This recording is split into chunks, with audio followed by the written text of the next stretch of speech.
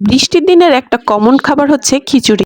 আর সাথে যদি থাকে ইলিশ মাছ ভাজি, বেগুন ভাজি অথবা গরুর মাংস ভুনা, তাহলে তো আর কথাই নেই। তো তেমনই এক বৃষ্টির দিনে আমি বেছে নিয়েছিলাম খিচুড়ি আর কালা ভুনা। জীবনে প্রথমবারের মতো ট্রাই করে এত ভালো ফলাফল পাবো আমি একদম আশাই করিনি। তো চলেন আপনাদের সাথে রেসিপিটা শেয়ার করি। সকালবেলা ঘুম থেকে উঠে দেখি ঝুম বৃষ্টি হচ্ছে বাইরে, আর এমন দিনে খিচুড়ি খাবো না তা তো হতে পারে না। তো সকাল সকাল বৃষ্টি দেখে আম্মুকে বলছিলাম, মা আজকে একটু খিচুড়ি খেতে চাই। তার জন্যই আমি রান্নাঘরে এসে দেখি এখানে গরুর গোশ আম্মু আগে থেকে ভিজায় রাখছিল। মূলত কুরবানির পর থেকে আমার খুব কালাভুনা খেতে মন চাচ্ছিল। তো আজকে সকালে আম্মু বৃষ্টি দেখে গরুর গোশ ভিজাইছে আর আমাকে বলছে তুই কালাভুনাটা রান্না কর। তাই রান্নাঘরে এসে দেখি সে কালাভুনা রান্নার জন্য যা যা দরকার সবকিছু রেডি করে রাখছে। গরুর গোশ, বাটা মশলা, প্যাকেট মশলা, সরিষার তেল সবই সে রেডি করে রেখেছে। তো আমি করলাম কি, সকালের নাস্তা খেয়ে তারপরে কালাভুনা রান্না করতে চলে গিয়েছি। তো এখানে আমি একটি বড় ফ্রাই প্যানে 2 কেজির মতো গরুর গোশ নিয়েছি। আর গোশের সাইজটা আমি নর্মালি রেখেছি কারণ এটা রান্না করতে করতে ছোট হয়ে আসবে। তারপর এখানে আমি দিয়ে দিয়েছি 2 টেবিল চামচ রসুন বাটা, 1 টেবিল চামচ জিরা বাটা এবং 1 টেবিল চামচ আদা বাটা।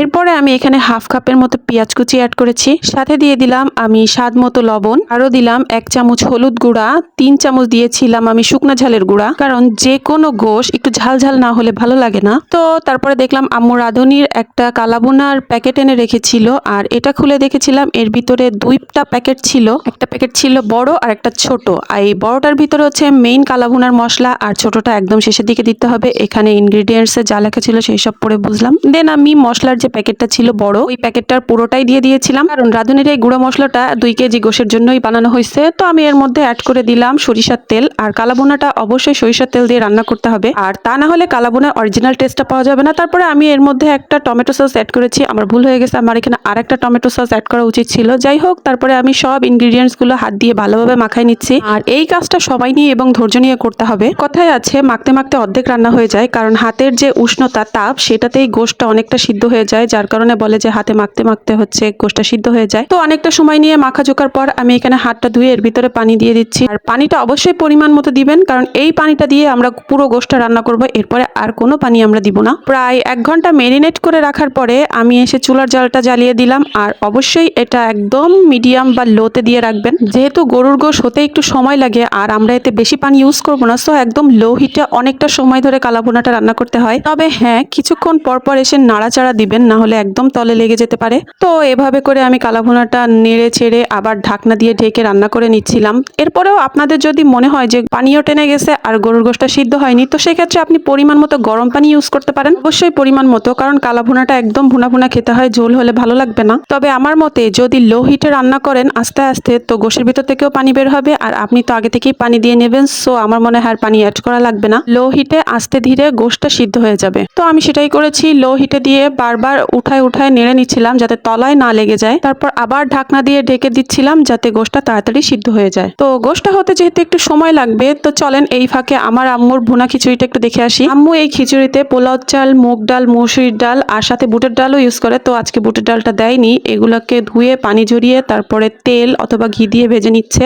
আর কালাভুনাটা রান্না করতে যেই আমার দেরি হয়ে গেছে, আমি রান্না করতে সরতে পারিনি। তো আম্মু আজকে করলো কি, ভুনা না করে একদম মাখা মাখা খিচুড়ি রান্না করতেছে। তো আম্মু ভাজা ওই পোলাও চালের ভিতরে পরিমাণ মতো পানি দিয়ে এখানে একসাথে সবকিছু দিয়ে দিয়েছে। আপনারা দেখতেছেন রসুন, পেঁয়াজ, মরিচ, লবণ, হলুদ, সব ধরনের মশলা প্লাস ঘি, আবার সাথে কিছু গরম মশলা দিয়ে একদম মাখা ঝোকা করে রান্না করবে আজকে। জাস্ট চাল ডালটা আলাদা ভেজে সব একসাথে করে দিয়ে আম্মু এখন এটাকে নাড়াচাড়া করে ঢাকনা দিয়ে ঢেকে দিচ্ছে। আর এদিকে আমার একজন সুপুত্র আছে, সে রান্নার শুরু থেকে শুরু করছে, মা আমাকে একটু গোশ দাও গোশ দাও। আর এটা ও সবসময় করে থাকে, গোশ রান্না করতে গেলে ওকে ওখান থেকে উঠিয়ে দেওয়া লাগে। মানে গোশ কষানো খেতে তার খুবই ভালো লাগে, আমার আব্বুর মতো। এরপর রান্নাটা আমাদের প্রায় শেষের দিকে, গোশটাও অনেকটা সিদ্ধ হয়ে আসছে এবং এই শেষের দিকে এসে যে আরেকটা ছোট মশলার প্যাকেট ছিল, ওই প্যাকেটটাই আমি এখানে সবটুকু দিয়েছি। তো এখানে আমার একটা সমস্যা হয়েছিল, আমি যে প্যাকেটটা কোথায় রাখছিলাম খুঁজেই পাচ্ছিলাম না। অনেক কষ্ট করে তারপরে প্যাকেটটা খুঁজে পেয়েছি। আমি গোশটা আরো কিছুক্ষণ রাখবো চুলাতে, এখনো গোশটা পুরোপুরি নরম হয় নাই। তো এদিকে আমাদের খিচুড়িটাও চলছে প্রায় হয়ে যাওয়ার পথে। তো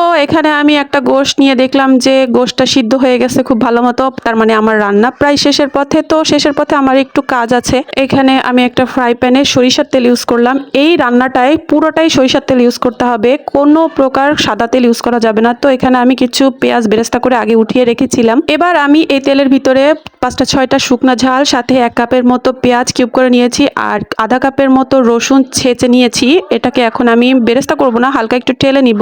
মানে এই গোশটা হচ্ছে বাগার দিতে হয়, তাহলে হচ্ছে গোশটার টেস্ট আসে। তো গোশ নামানোর আগে আগে এই বাগারটা দিয়ে দিতে হয়। তো বাগারটা দেওয়ার পরে আমি গোশটা আরো কিছুক্ষণ ধরে নেড়ে চেড়ে নিব। পুরোটা কালাভুনাতে আমরা হচ্ছে সরিষার তেল ইউজ করছি, আর সরিষার তেলই ইউজ করতে হয় কালাভুনাতে, অন্য তেল ইউজ করতে হয় না। আর দেখতেই পাচ্ছেন রান্না করতে করতে, মানে ভুনা করতে করতে গোশটা একদম কালো হয়ে যায়। তো নামানোর পূর্বে শেষমেশ আমরা হচ্ছে যে পেঁয়াজটা বেরেস্তা করে রেখেছিলাম সেটাই উপর থেকে ছড়িয়ে ছিটিয়ে দিলাম। ব্যাস, আমাদের কালাভুনা রেডি। একে তো শুক্রবার, তার উপর বৃষ্টি হচ্ছে। আব্বু জুম্মার নামাজ পড়ে এসে খাওয়ার জন্য তাড়া দিচ্ছিল। আর রান্না করতে একটু সময় লেগেছে, যেহেতু এটাতে প্রেসার কুকার ইউজ করা হয়নি, আর গরুর গোশত সিদ্ধ হতে একটু সময় লাগে, সো একটু দেরি হয়ে গিয়েছিল। তারপর গরম গরম খিচুড়ির সাথে গরম গরম কালাভুনা, এটা দেখতে যেমন সুন্দর হয়েছে আর খেতেও অসম্ভব রকমের মজা হয়েছিল, কারণ যারা যারা খেয়েছে সবাই খুব প্রশংসা করেছে। যাই হোক, আমার আজকের কালাভুনা রান্নাটা একদম সার্থক হয়েছে, আর মন মতো খাইছিলাম, যেহেতু অনেক দিন ধরে খেতে ইচ্ছা করছিল। আর দেখতেই পাচ্ছেন, দেখেন গোশটা কতটা সফট হয়েছে, নরম হয়েছে। তো এই ছিল আমার জীবনের প্রথম রান্না করা কালাভুনা। আপনাদের কাছে কেমন লেগেছে